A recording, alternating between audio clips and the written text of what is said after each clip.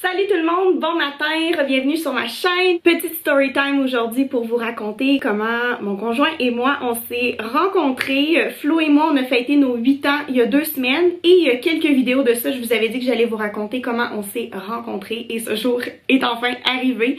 Il y a quand même beaucoup de choses à dire. Petit avertissement, si vous pensez entendre une histoire romantique, une histoire de prince charmant, une histoire d'amour absolument incroyable, vous n'êtes pas tombé sur la bonne vidéo parce que c'est pas du tout ça. Notre relation n'avait pas commencé comme ça du tout. On va commencer par le tout début avant que Flo et moi on se rencontre, juste pour vous mettre en contexte rapidement. On va faire ça rapidement. Je suis déménagée à Montréal le 3 septembre 2012 avec mon amie Sabrina que vous voyez de temps en temps dans les vlogs. Si vous avez l'habitude d'écouter mes vlogs, c'est la rousse, la petite rousse qui apparaît dans mes vidéos. Elle et moi, on est déménagés dans un appartement dans Rosemont le 3 septembre 2012. Et elle et moi, on connaissait personne à Montréal, mais vraiment littéralement personne. Un jour, Sabrina m'a dit, Elisabeth, je me suis inscrite sur un site de rencontre qui s'appelle Mon Classeur, puis je pense que tu devrais toi aussi t'inscrire. Elle dit, c'est pas grave si on rencontre pas l'homme de notre vie, on va faire des rencontres quand même, puis peut-être que ça va devenir des amis, puis de cette façon-là, on va pouvoir se créer un réseau à Montréal. Alors j'ai suivi les précieux conseils de mon amie Sabrina et je me suis inscrite sur Mon Classeur avec cette magnifique photo, très sarcastique hein, de dire magnifique photo, une photo en noir et blanc, une photo un peu floue.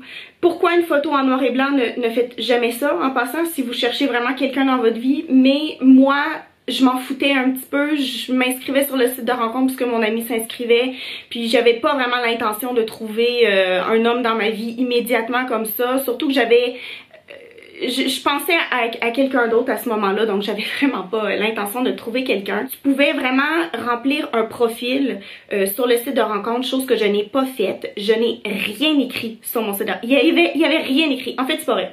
Il y avait 2 choses décrites sur mon profil. Il était écrit que j'étais non-fumeur, puis il était écrit que j'étais allergique aux animaux parce que j'avais pas envie de rencontrer quelqu'un qui aimait tellement les animaux, puis qu'il y avait plein d'animaux chez lui parce que on n'aurait jamais pu être ensemble de toute façon, étant donné que je suis très allergique, asthmatique, allergique et tout aux animaux. Donc c'est les 2 seules choses qui étaient écrites sur mon profil.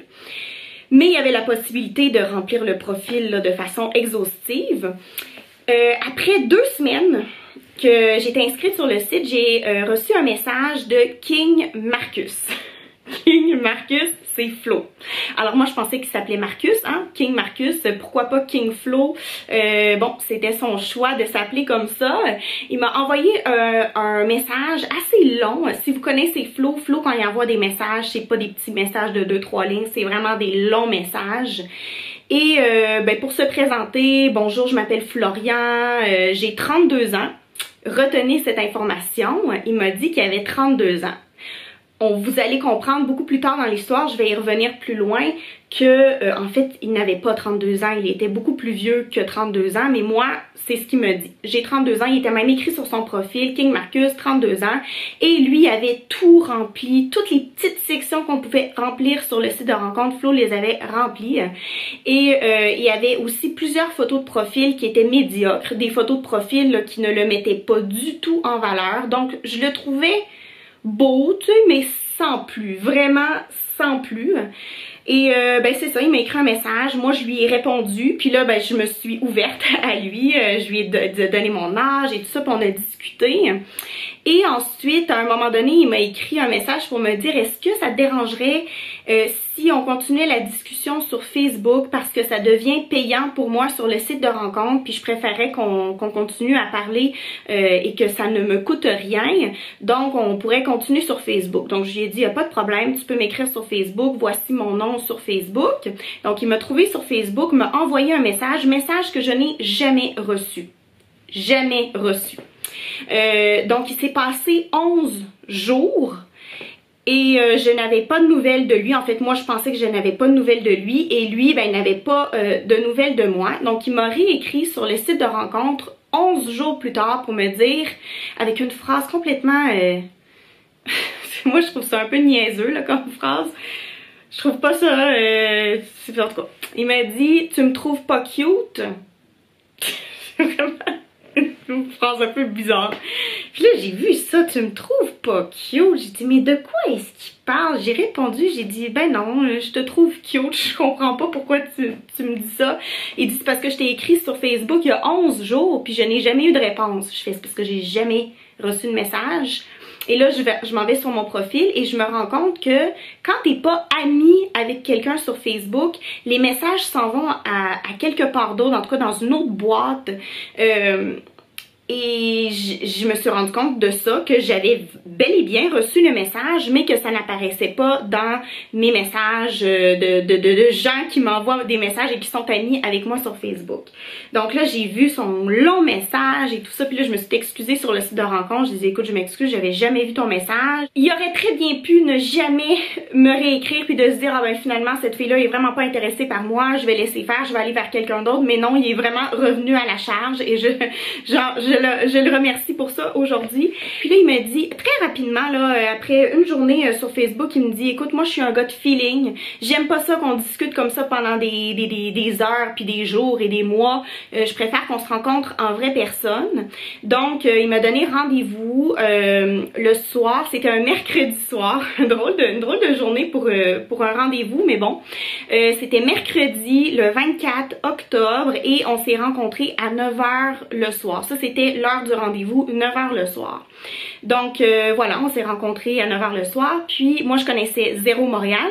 À ce moment-là, je connaissais vraiment pas grand-chose, ça faisait juste 1 mois et demi que j'étais à Montréal. Il m'a amené au bar Le Blizzard, qui est un bar qui existe encore aujourd'hui sur la rue Saint-Laurent. Et on est arrivé là-bas, on a payé chacun nos... Je pense qu'il m'a rien payé le premier soir. C'est moi qui ai payé mon propre alcool, puis lui s'est payé son propre alcool. C'est correct, honnêtement ça me dérangeait pas, mais c'est sûr que bon, souvent dans les premiers rendez-vous on voit souvent l'homme payer pour la femme, mais bon, c'est pas ça du tout qui s'est passé. J'ai payé pour mes propres consommations, puis on est arrivé, comme on était dans un bar à 9h le soir, il y avait personne, on avait une grande banquette en demi-lune pour nous. Lui était assis là et moi j'étais assis là, puis il y avait vraiment la table qui était entre nous deux. On n'était pas assis dans le creux de la demi-lune, les deux un à côté de l'autre, c'était vraiment pas ça, il y avait vraiment 1 mètre de distance. On respecte presque la distanciation sociale. On a discuté toute la soirée jusqu'à 2h du matin sans arrêt, mais le problème, c'était pas notre discussion, parce qu'on a vraiment eu de bonnes discussions. Le problème, c'est qu'il ne m'a jamais regardé dans les yeux. Premièrement, on était à 1 mètre de distance, mais non seulement ça, il regardait le plafond. Jamais il a essayé de me regarder dans les yeux. Et moi, pour moi, c'était vraiment un indicatif que ce gars-là était vraiment pas intéressé par moi, puis qu'on était vraiment juste des amis. Puis je me suis pas approchée de lui, j'ai pas essayé quoi que ce soit. Lui, il a pas essayé de m'embrasser, il a même pas essayé de se rapprocher de moi sur le siège, il a pas essayé de m'effleurer le bras, il a rien essayé. Il y avait zéro romance ce soir-là. C'était vraiment une bonne discussion entre amis. Ben voilà, on a discuté jusqu'à 2h du matin. À 2h du matin, on est parti parce que c'était quand même un mercredi, hein, donc veut pas, lui et moi, on travaillait le lendemain, qui était le jeudi 25 octobre.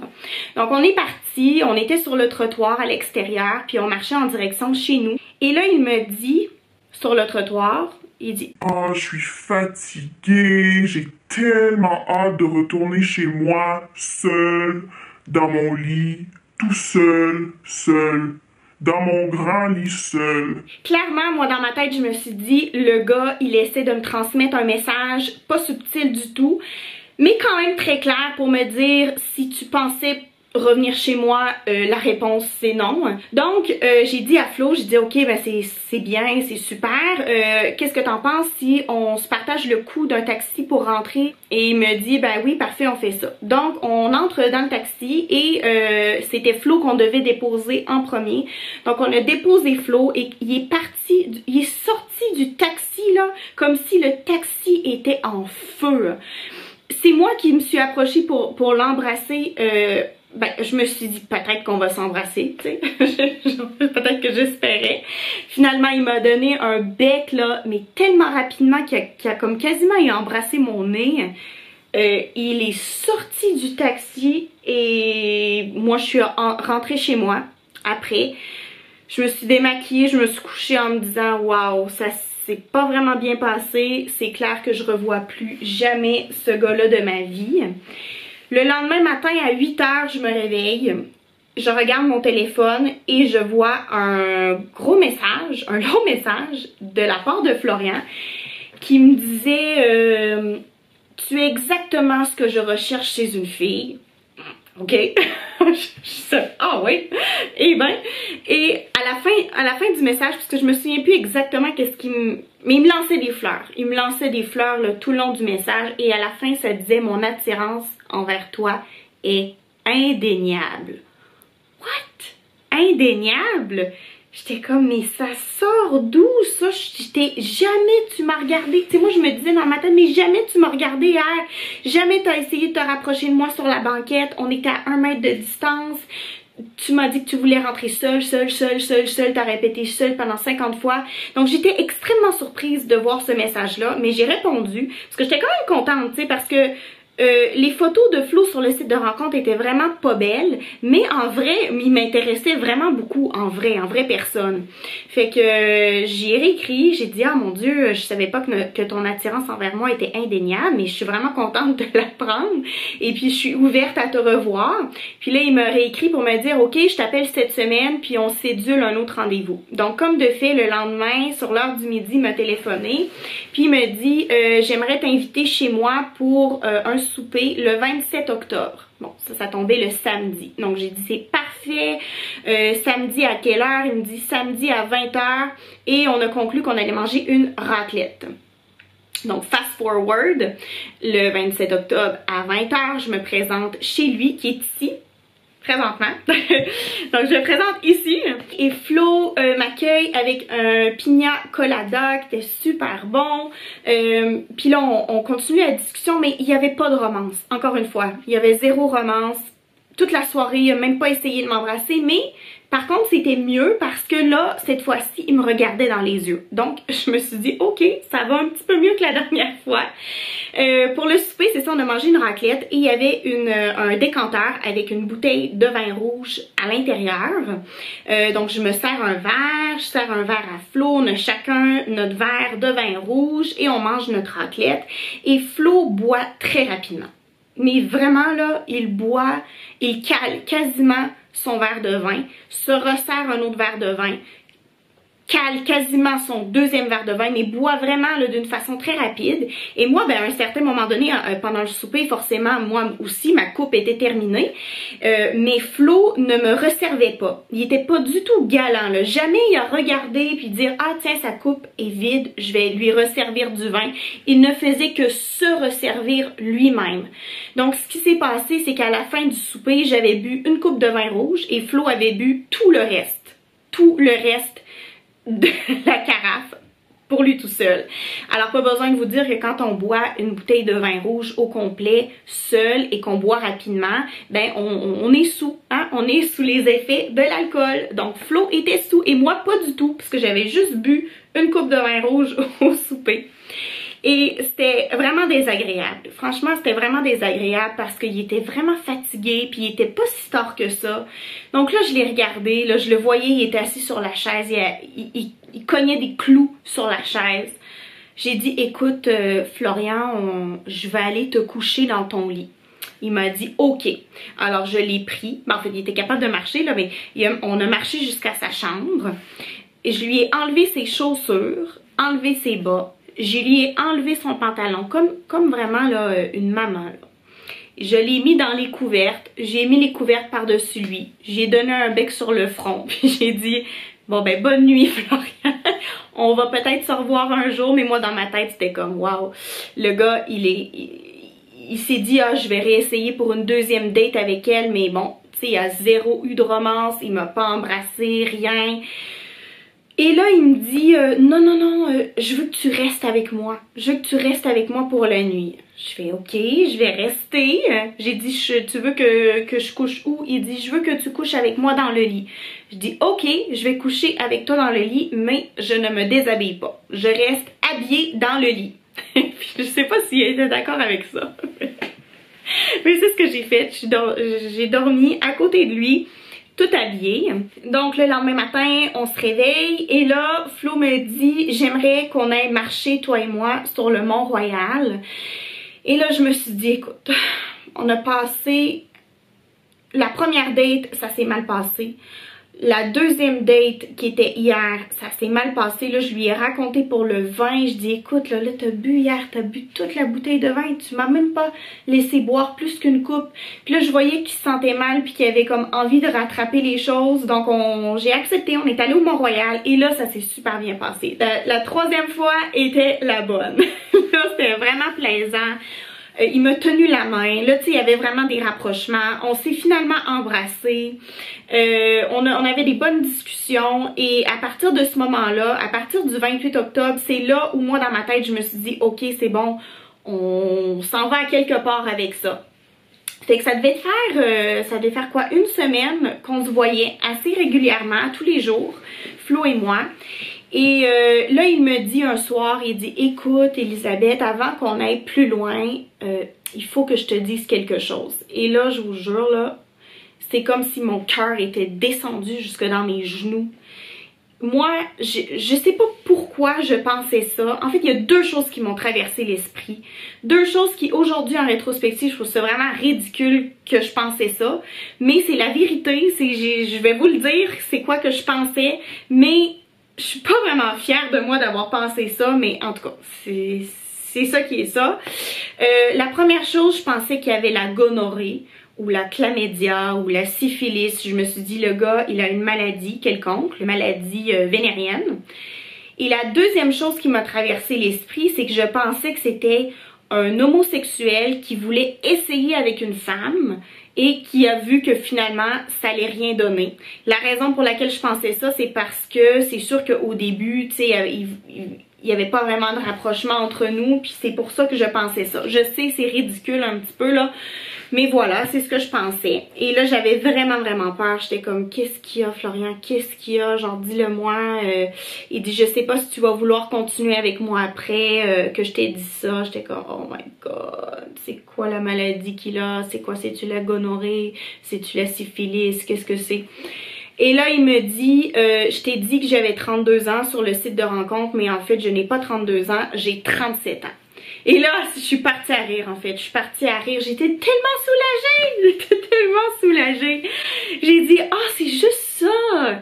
Puis je pense qu'il était vraiment surpris de ma réaction. Et au final, pour moi, que le gars ait 37 au lieu de 32, c'était pas si grave que ça. Je le voyais qu'il avait l'air jeune, jeune dans la tête, jeune physiquement, donc ça m'a pas dérangé du tout. Puis on a poursuivi notre relation à partir de là.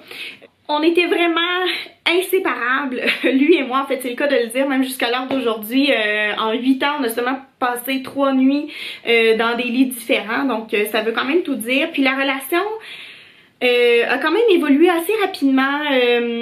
Flo pensait qu'on sortait ensemble, Flo pensait qu'on était un couple, mais moi dans ma tête je pensais qu'on se fréquentait, mais ça c'est pour une autre vidéo. C'est vraiment un clash de culture de la France vs le Québec. En France, si t'es rendu à ce point-là, d'habitude c'est que tu sors avec la personne, mais au Québec les gens fréquentent beaucoup pendant même des fois plusieurs mois avant de sortir avec quelqu'un.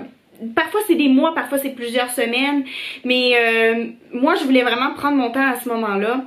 Il a rencontré ma mère et ma grand-mère le 3 novembre, donc ça a été quand même assez rapide parce que le 24 octobre on se rencontrait pour la première fois au bar, puis le 3 novembre il rencontrait tout de suite ma mère et ma grand-mère.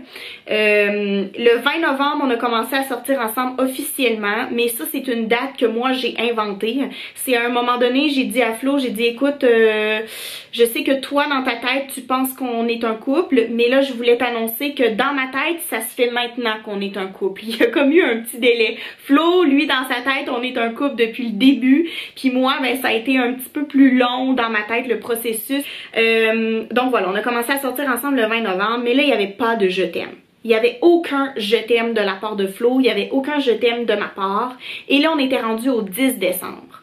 10 décembre et il n'y avait pas de je t'aime. Là, je commençais, tu sais, à m'impatienter un petit peu. Donc, on était le 10 décembre dans notre lit.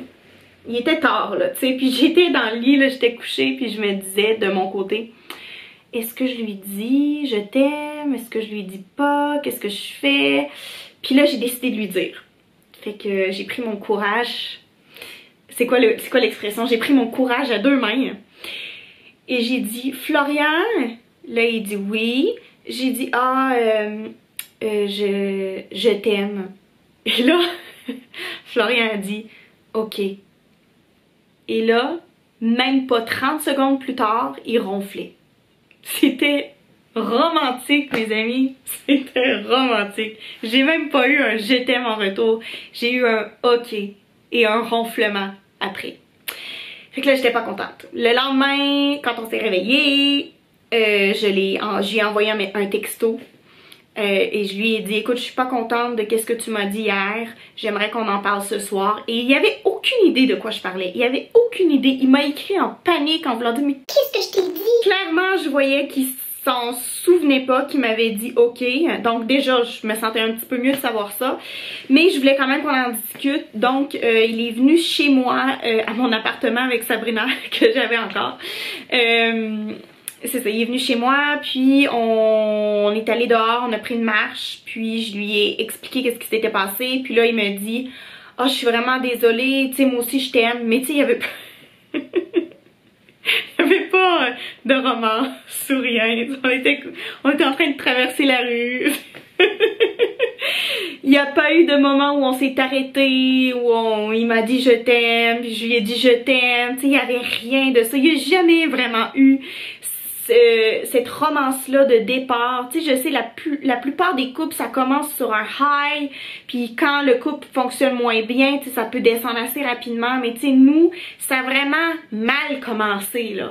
Vraiment, là, on faisait une petite pente, on redescendait, on remontait un peu la pente, on redescendait. Donc, je sais pas si quelqu'un a besoin d'entendre ça, mais des fois, ça commence pas toujours... parfaitement, puis il faut parfois persévérer. Tu sais, lui a persévéré, ça faisait 11 jours, j'y avais pas répondu après 11 jours, il aurait pu abandonner. Moi, j'aurais pu abandonner, dire le gars, il est pas galant. Moi, j'aurais eu mes raisons aussi de pas poursuivre la relation, mais les deux, on a choisi de poursuivre, puis voici qu'est-ce que ça a donné. Fait que c'est ça pour notre histoire. C'est sûr, notre histoire s'est poursuivie après, il y a d'autres histoires à raconter, mais là c'était vraiment l'histoire de notre rencontre, donc j'espère que ça a apporté un peu de légèreté dans votre journée. Merci d'avoir écouté, n'oubliez pas de vous abonner si c'est pas déjà fait, vous pouvez laisser un commentaire, un pouce en l'air et on se dit à lundi pour une nouvelle vidéo. Bye!